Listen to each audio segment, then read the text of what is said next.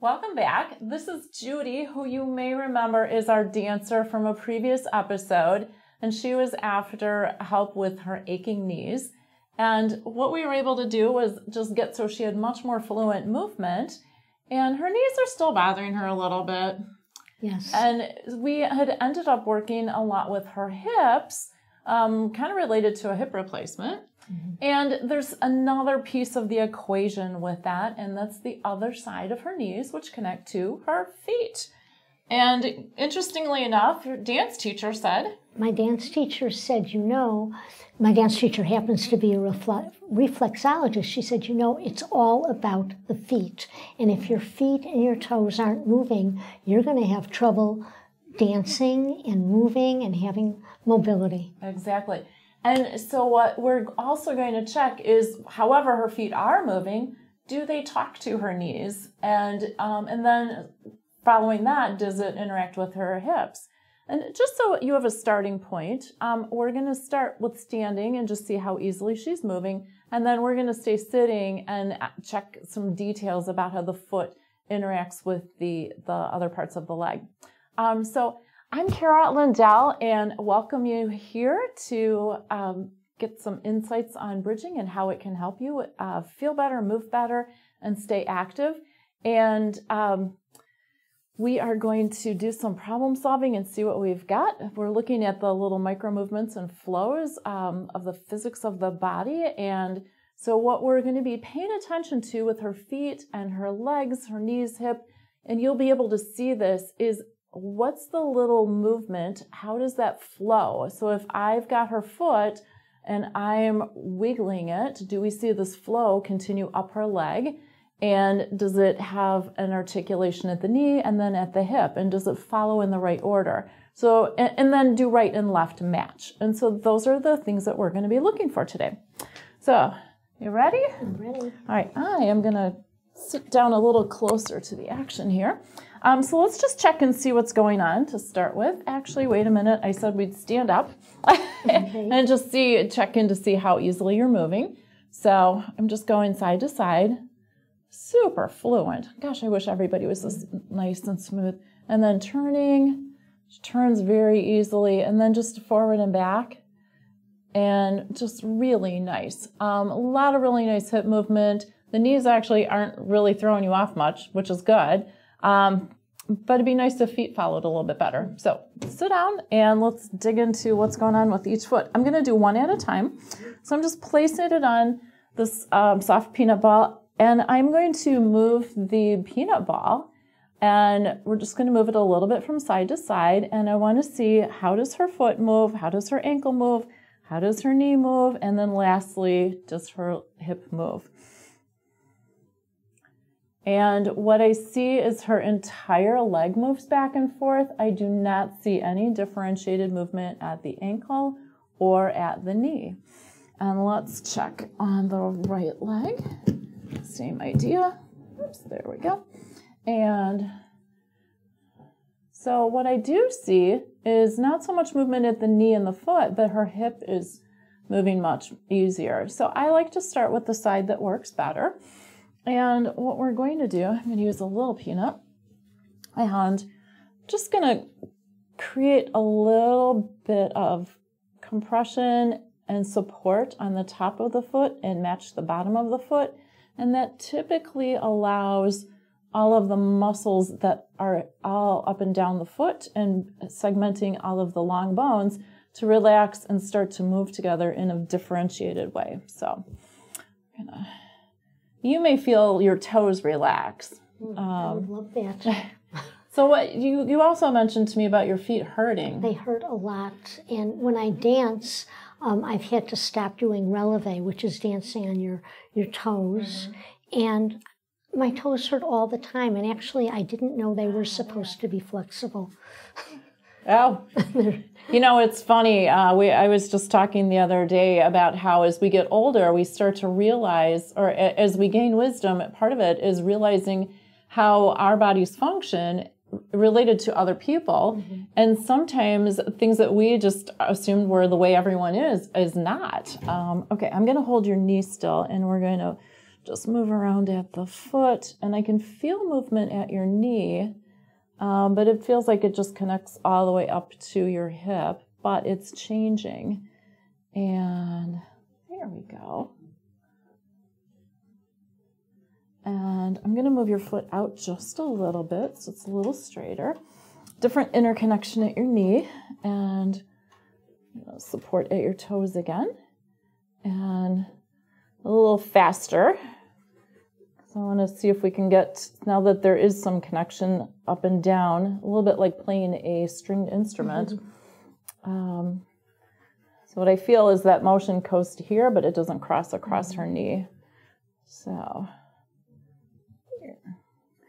And all of the little oscillatory movements, that's the physics of how waves of force flow through our legs. And one of the jobs of our legs is to protect the rest of our skeletal system by dissipating the force on the ground.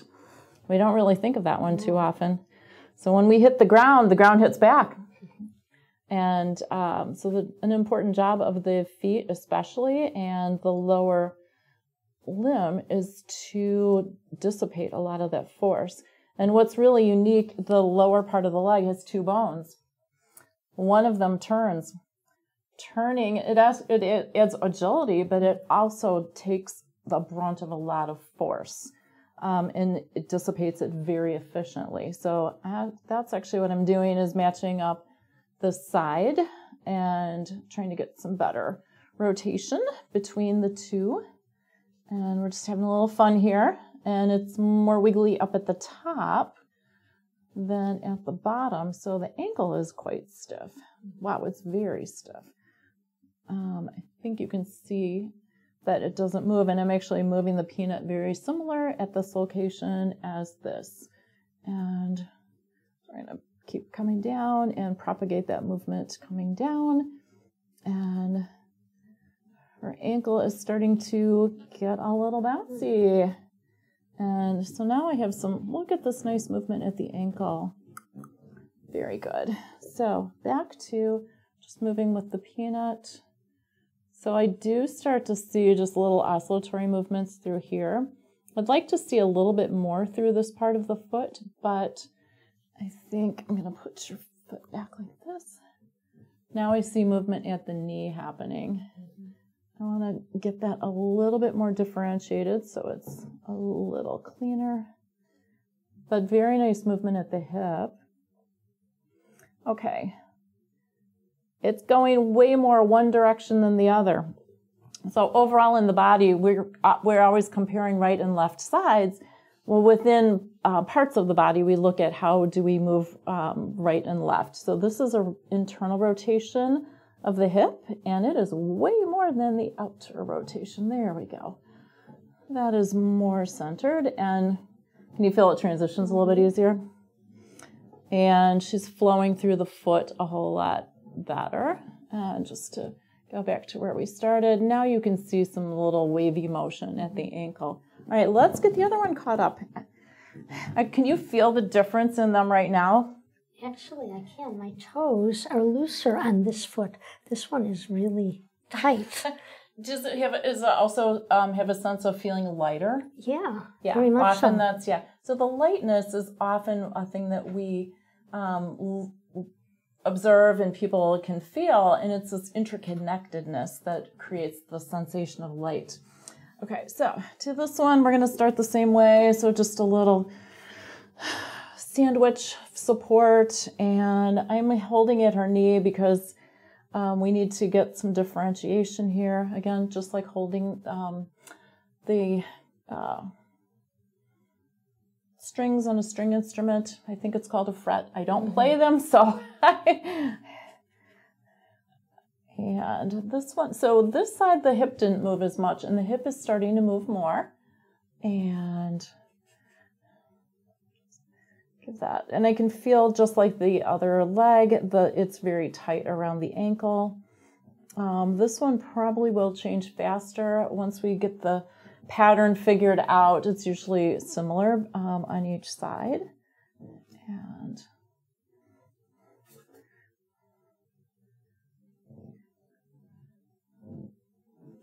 So now you're starting to see more motion at the hip, and just like the other side, it's turning in more than turning out. So I'm going to go back to matching up the inner part and outer part of the lower leg, and more motion at the top near the knee. So I wonder if that's been part of the knee pain. It's actually a touch unstable. So all the muscles and tendons would be working a little extra to keep your knee protected. There. And actually, this is quite gentle. When my toes are typically very stiff, I try to push them and make them kind of get less stiff. Well, and that's what reflexology is. Many people I know who have had reflexology, they talk through how it's a little bit painful. So, yeah, we're just very light but playful because all these muscles need to play together. And down to the ankle. And almost I can feel movement above the ankle and then to the metatarsal bones of the foot starting to relax. Here we go. So outside of the leg needs to connect to the inner part of the foot. So what's interesting, if you listen to the sports shoe industry, pronation is bad. You shouldn't pronate. However, we have to pronate or we don't transition at the knee and the hip when we walk. And pronation is part of how we set off that chain of absorbing the shock. That's interesting. So we need a little pronation. Some people have too much. And that's what some of the arch supports. Oh, well, I didn't expect that, and that's good. I didn't realize your ankle didn't bend. So we have to check the other one to make sure it does. Okay, and what's really nice is now that this is moving better through here, she's connecting to the tendon that holds the knee in place called the patellar tendon. And I can feel when this stretches and relaxes that this correspondingly stretches and relaxes. Feel it? Yeah, it's kind of cool. All right, let's check this one and make sure it does the same thing. Oh, not quite as easy. Well, we have to change that.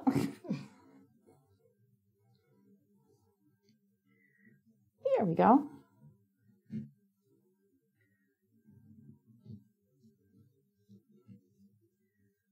So it's almost like unscrewing some furniture rather than screwing it together. Okay, that's much better. Okay, so let's put both of them up and let's make sure they both match. So I'm going to bend both of them. It feels really easy. And then the other feet, the direction that feet need to move is in and out. And that's really nice. Like I feel nice movement through this part of your foot. And then let's just check your toes. Oh, they feel really relaxed. Definitely. I haven't felt that in years.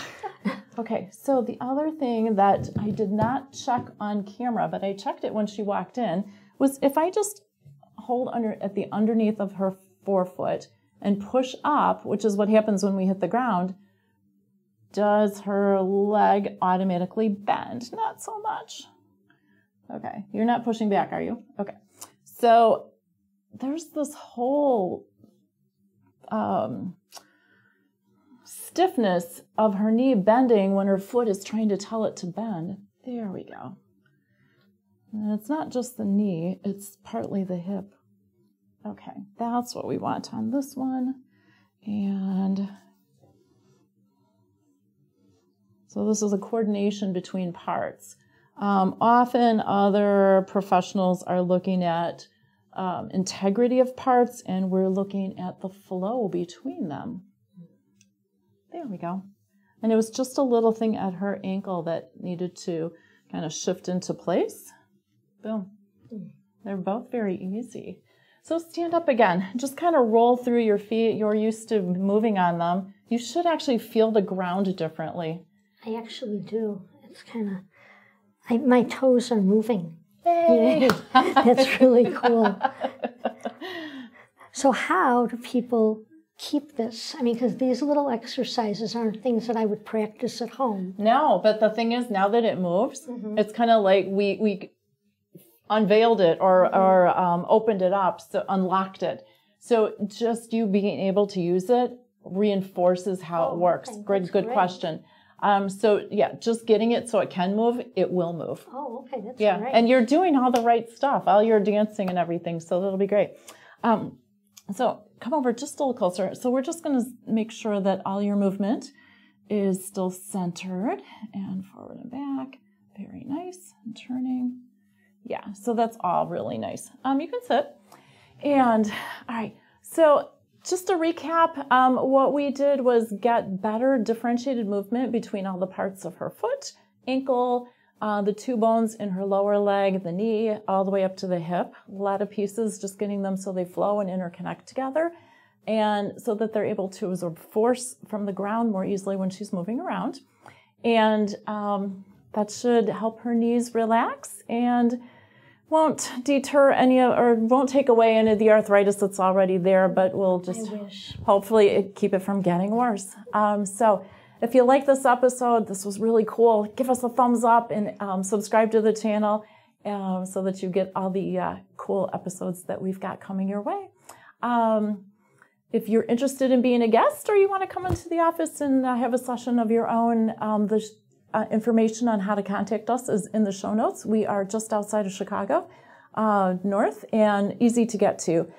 So thank you for being here. Thank you so much. And thanks for watching. See you next time. Thank you very much.